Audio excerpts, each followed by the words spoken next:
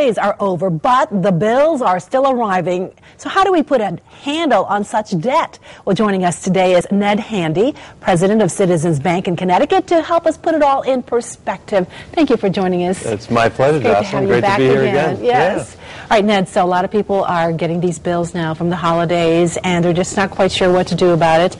So what can we do first? And I think one of the things you say is pay it off. Absolutely. That's the best solution is to pay it off completely if you can. Of course, not everybody can do that, but reducing debt entirely is the best possible solution. And if they can't pay it off totally, what should they do? Pay it down. I think pay it down as much as you can. I think right now, good time for people to take a break and look at their balances and pay them down as much as they can.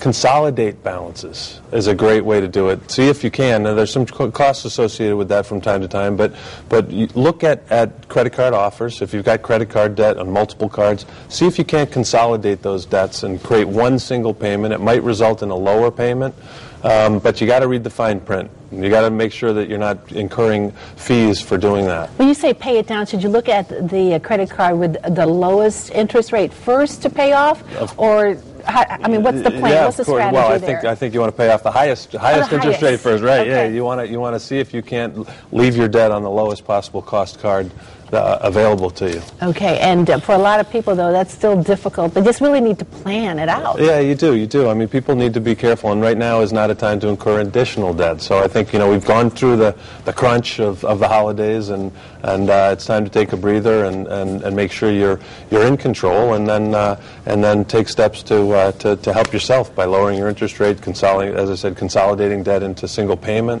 Lots of prudent steps, and it's the aggregation of all those little steps that really improves the picture. And if you have to, just put them away, so you're not tempted to use them. That is a solution. Many people have too many credit cards, and you don't need to have too many credit cards. And so one solution is not to use them.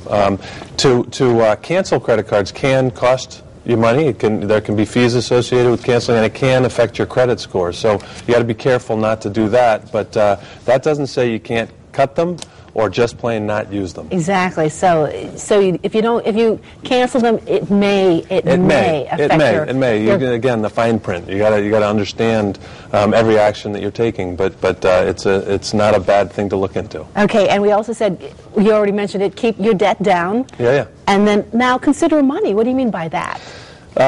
Consider money. Yeah. So home equity loans, home equity lines, or cash. I mean, frankly, if you can use cash, use cash. I like to think of it this way. If you are perfect about paying off your credit card every month, then you can consider using your credit card borrowing from yourself. If you're not perfect, and this is a real self-assessment, you got to look in the mirror. If you're not perfect about it, then you're borrowing money from the bank, and you're paying very high interest rates. So you got to be smart about that. Use cash where you can. And you can access other assets. So home equity lines or home equity loans might be a good alternative to consolidating your debt. Use your house equity as a way to pay off higher rate, more expensive debt. All right, great advice as always. And let's talk a little bit about corporate philanthropy. How important is that? I know you guys are big for that. It's such a part of our core value system, and it is for a lot of reasons. Our employees and employees of any company like working for a company that shares their values, that they can think of the company as being a responsible part of the community. And consumers like doing business with companies that take a part and take a responsible role in bettering the community.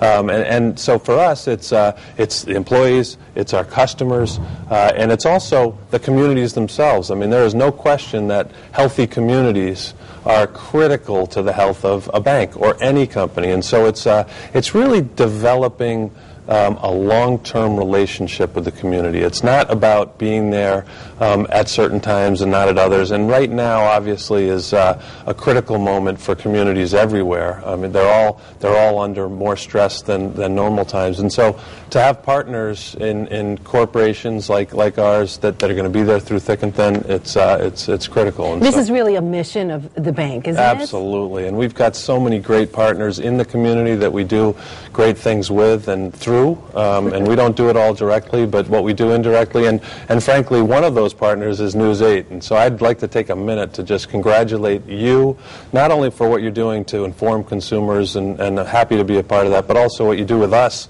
at Citizens Bank as a partner in the Champions in Action program, which is obviously a wonderful program, one that I think we're both collectively happy to be partnering in. Absolutely. We love making a difference in the communities in where we live. Yeah, it's where I spend most of my time, so I'm happy to be a positive part of it. Ned, can companies still be community-minded and still make a favorable impact on the bottom line? Of course. This isn't just about feeling good. This is good business. This is keeping the communities, keeping the consumers with whom we do business, on whom we rely for our own business, keeping them healthy, keeping them thinking positively, and obviously sending a strong message about our own company and why they would want to do business with us. So absolutely. And just a little bit ago, you made an announcement a few weeks ago on the latest Champions in Action. And who did we? Yeah, thank you. Yeah, of course. It's both of us. Hartford Economic Development Corporation, which is a great company, mostly based in Hartford, been around for 35 years. They have made $100 million in loans to small businesses, oftentimes in our urban cores where we need economic development to be spurned. And so they're just a great company. Sam Hamilton, the executive director, has been a constant rock in the Hartford marketplace as a proponent of economic development from the grassroots up. So we're obviously both thrilled to be able to support. And they received a check of $25,000. Makes a big difference, doesn't it? It does. In an agency like that with a relatively small budget, $25,000 goes a long way. And not to be left out, the media attention that News 8 gives these champions, and the volunteer hours that both of our organizations give to these agencies, and the visibility in our branches and on the Citizens website and also on the News 8 website. It's just, I think it's an invaluable package. And more nonprofits can take part, and all they have to do really is to go onto your website, and that's www.citizensbank.com. Correct, yep. And in your community is the tab within the website that they need to go to, and they can apply to become champions. And there's the website right there. Excellent. And we name a champion each quarter, as you well know. Absolutely, and it's always a major announcement and an exciting time for that nonprofit. It sure is, and we like a little